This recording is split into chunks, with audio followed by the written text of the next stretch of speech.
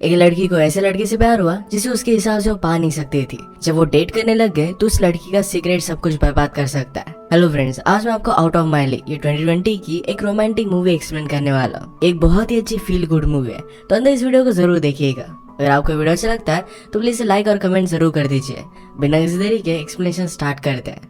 Movie start होती है और हमारी मेन कैरेक्टर जिसका नाम है मार्था, इसका बचपन हमें दिखाया जाता है। अपने फ्रेंड्स के साथ वो अपनी वेडिंग को सेलिब्रेट कर रही थी। उसकी फैंटेसी थी कि इंग्लैंड क्रिकेट टीम के बैट्समैन के साथ उसकी शादी हो। इसके बाद जब वो बड़ी हुई तो हमसे वो बात करती है, कहती कि हर एक मूवी में दिखाया जाता है कि बचपन की एक छोटी सी लड़की जो अगली थी बाद में जाकर बहुत ही ब्यूटीफुल बन गई, पर वो मेरे साथ केस नहीं है। बचपन में जैसी दिखती थी वैसी वो अब भी दिखती है। आज वो अपने फ्रेंड्स के साथ अपने घर में मूव हो रही थी। उसके फ्रेंड का नाम था जैकोबो और बचपन से वो बहुत ही फैशनेबल था। घर में आते ही तुरंत उसके फ्रेंड्स रूम्स को लेकर झगड़ने लग जाते हैं। उसकी फ्रेंड्स में फेड्रिका भी थी। फेड्रिका हमेशा से बहुत ही स्मार्ट थी।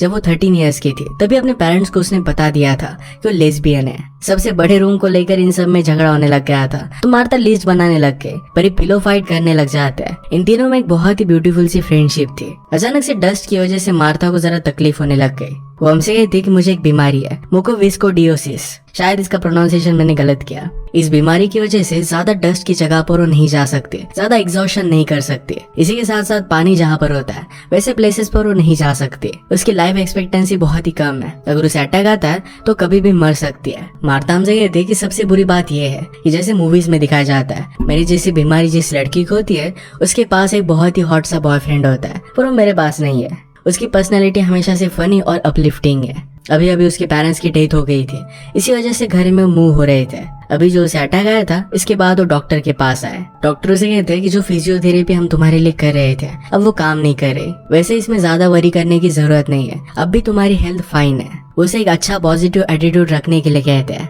मार्था एक सुपर शॉप में डिस्काउंट अनाउंसमेंट करने का काम करती थी जो उसे बहुत पसंद आता है। जब भी अनाउंसमेंट करती है तो अपनी सिलेक्टिव सी वॉइस में करती है जिससे सारे लोग वही के वही थम जाते हैं। उसकी आवाज की वजह से हमेशा कोई ना कोई कस्टमर उसे मिलना चाहता है, पर वो किसी को भी भाव नहीं देती। घर पे वो टिंडर पर स्वाइप कर रही थी और उसके फ्रेंड्स बाहर जा रहे थे।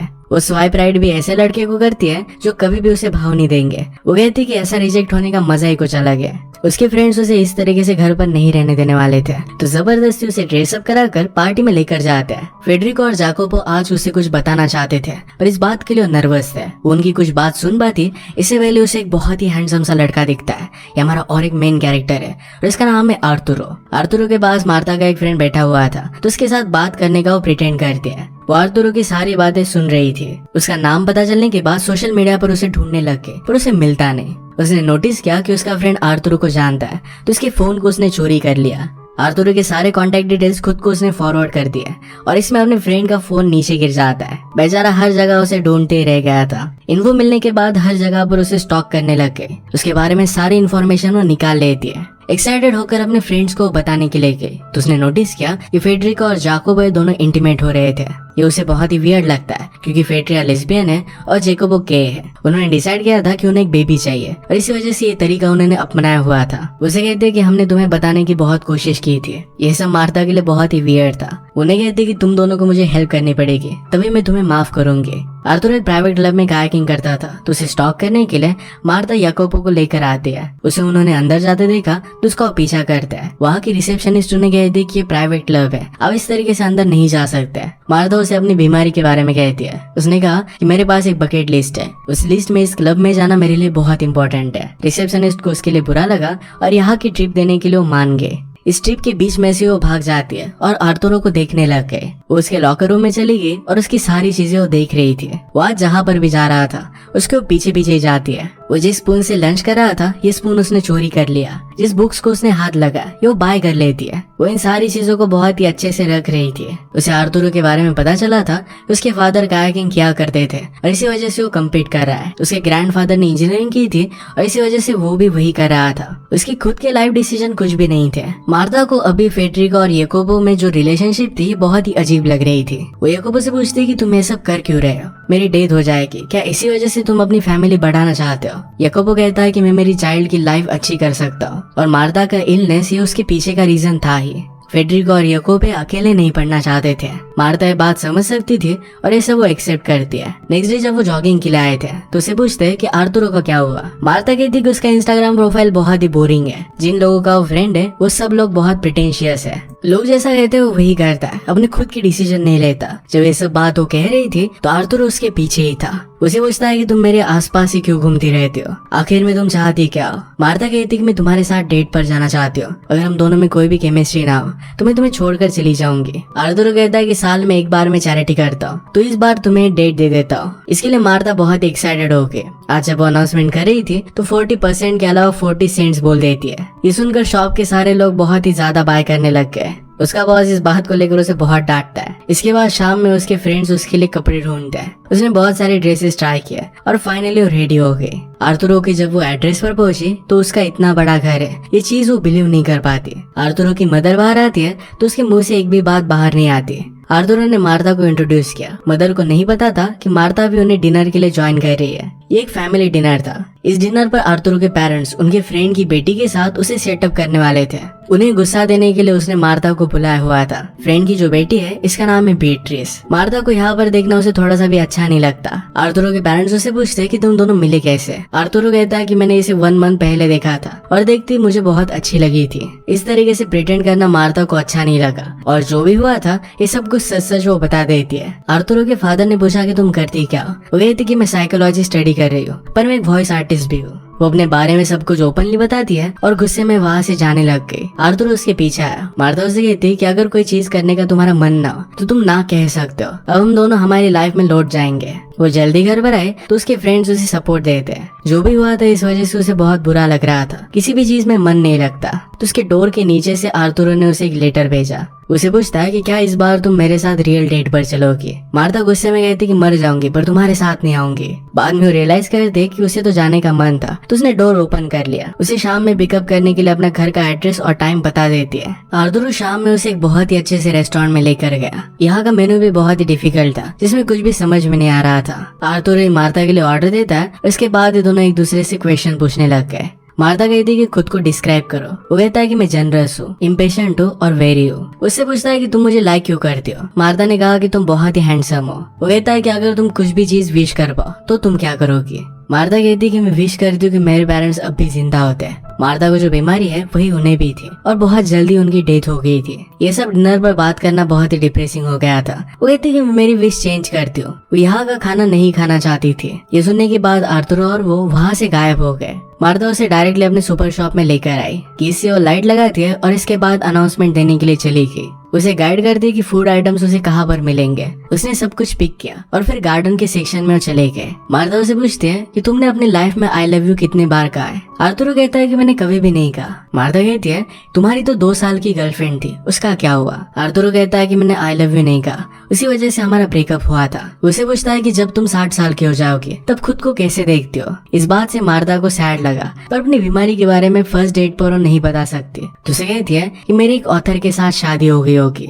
उसे 3 चिल्ड्रन होंगे और वो बहुत ही खुश होगी। मार्ता उसे पूछती है कि क्या तुम्हें प्लानिंग अच्छी नहीं लगती। आर्थुरो कहता है कि मेरे फ्रेंड्स, फैमिली, इन्हीं सब लोगों ने मेरे पूरी लाइफ के डिसीजन लिए है। इन्होंने फिर बहुत सारे अलग अलग चीजों पर बात की और इनका डिनर डेट बहुत ही अच्छा गया था। वो घर आने पर उससे पूछती है कि जिन भी लड़कियों के साथ तुम डेट पर गए हो क्या मैं उन सब से बहुत ही अगली हूँ। आर्थुरो हंसकर इस पर ना कहता है पर मार्ता को पता था कि वो झूठ बोल रहा है। आर्थुरो पूछता है कि जैसे तुमने इमेजिन किया था क्या ये डेट वैसे ही थी। मार्ता इसके लिए हाँ कहती है। उसने उसे पूछा कि क्या तुम ऊपर आना चाहते हो तो आर्थुरो इसके लिए हाँ कहता है। इसके बाद वो ऊपर आए और इंटीमेट होने लग गए। मार्ता लाइट बंद कर रही थी पर आर्थुरो कहता है कि मुझे तुम्हें देखना है, तुम बहुत ब्यूटीफुल हो। अगली सुबह अपने क्लास की वजह से वो चला जाता है। उसे जाता देख मार्ता के फ्रेंड्स उसे पूछते हैं कि तुम दोनों में चल क्या रहा है। मार्ता कहती है कि अब तक मुझे पता नहीं है। वो घर पर आया तो उसके पेरेंट्स उसकी डेट के बारे में डिस्कस कर रहे थे।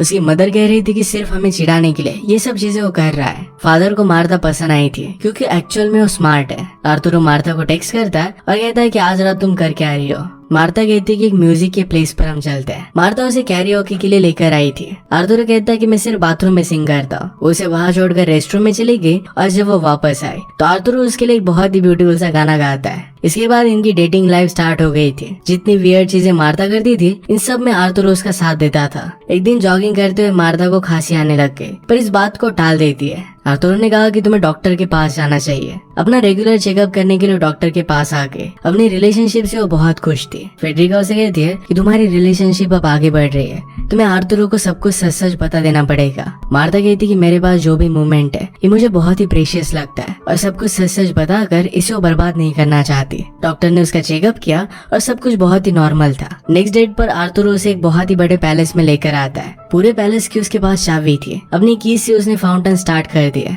मार्था को जो कलर पसंद था यही कलर की उसने उसे बना दिया। इसके बाद उसे बोटिंग के लिए लेकर आता है। जैसे कि हमें पता है कि मार्था वेट प्लेसेस पर नहीं जा सकती, पर फिर भी आर्थुरो को कुछ भी बताती नहीं। उसे ठंड लग रही थी तो आर्थुरो ने अपना जैकेट उसे दिया। उसे कहता है कि क्या तुम मुझ पर ट्रस्ट करते हो? मार्था कहती कि ऑफ कोर्स करती हो। आर्थुरो ने कहा कि मैं तुमसे बहुत प्यार करता हूँ। अचानक से मार्था को खांसी आने लग गई। उसकी तबीयत खराब होने लग जाती है और नीचे पानी में वो गिर गई। उसने आर्थुरो से कहा कि मैं ठीक हूँ और इसके बाद वो वहाँ से भाग जाती है। डायरेक्टली वो हॉस्पिटल में एडमिट हो गई थी। डॉक्टर का उसके फ्रेंड्स को कॉल आता है जो उसके लिए बहुत ही वरीड थे। डॉक्टर रिपोर्ट्स लाकर उसे कहते हैं कि तुम्हें सिर्फ एक इन्फेक्शन है, ज्यादा कुछ ये सीरियस नहीं है, तुम्हें फ्यूचर में और भी ख्याल रखना चाहिए। उसके फ्रेंड्स उस पर गुस्सा थे और कहते कि तुम्हें इस तरीके से रिस्क नहीं लेनी चाहिए। अगर उसने ख्याल रखा तो 50 साल से भी वो ज्यादा जी सकती है। मार्था कहती है बहुमुशायद जिंदगी बड़ी होनी चाहिए, लंबी नहीं। जो आर्थुरो के साथ उसकी मेमोरीज है ये बहुत ही ब्यूटीफुल है। उसके पास अगर कम भी टाइम हो फिर भी वो डिजर्व करती है। फ्रेंड्स के जाने के बाद मार्था ने डॉक्टर से बात की। वो कहती कि मैं बहुत सारे डॉक्टर बदल सकती थी, पर मुझे पता होता है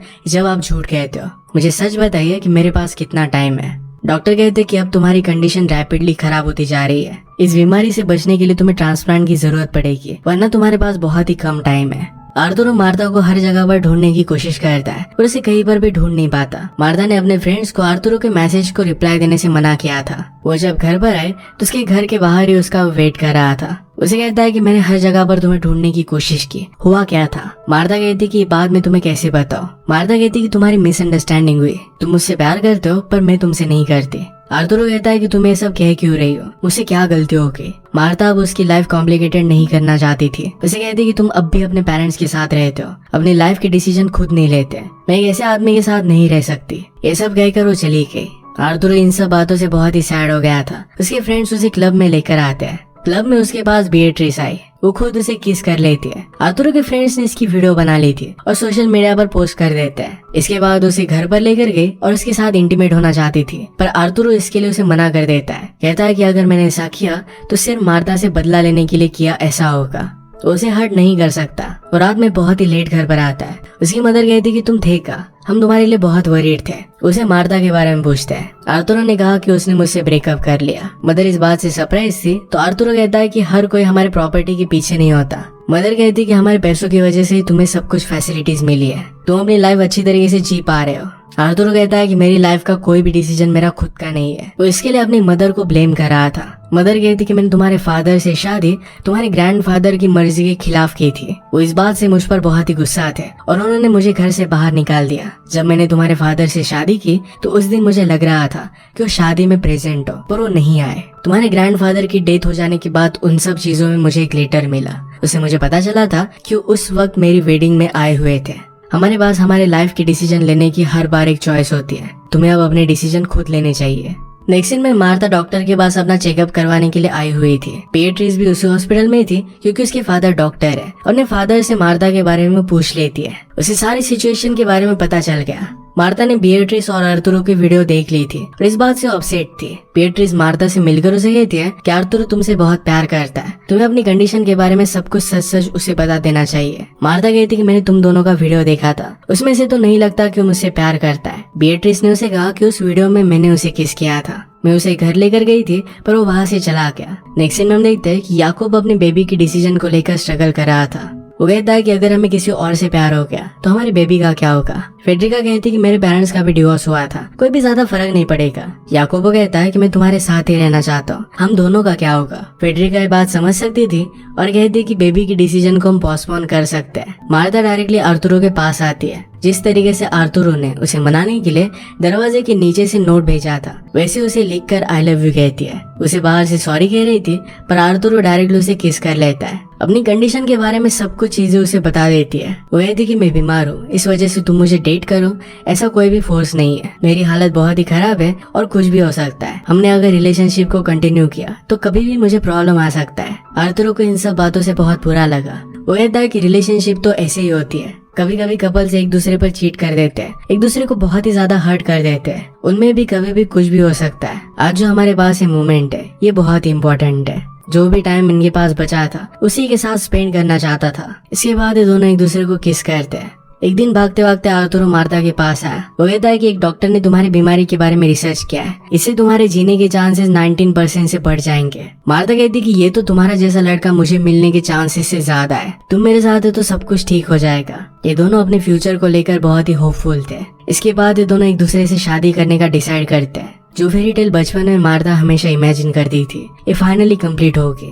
इसी के साथ ये ब्यूटीफुल सी मूवी एंड हो जाती है। अगर आपको एक्सप्लेनेशन अच्छा लगा तो प्लीज से लाइक और कमेंट जरूर कर दीजिएगा। मैं बहुत सारी मूवीज एक्सप्लेन करता रहता हूँ, तो प्लीज चैनल को सब्सक्राइब कर दीजिए और बेल नोटिफिकेशन आइकन दबाना मत भूलिएगा। हम फिर से मिलेंगे और एक नई मूवी के साथ। तब तक के लिए थैंक यू और आप अपने आप का ख्याल रखिए।